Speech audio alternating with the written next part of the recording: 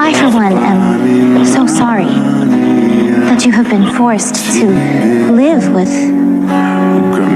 this. Is that so? Yes. And it is my intention to major in sorcery.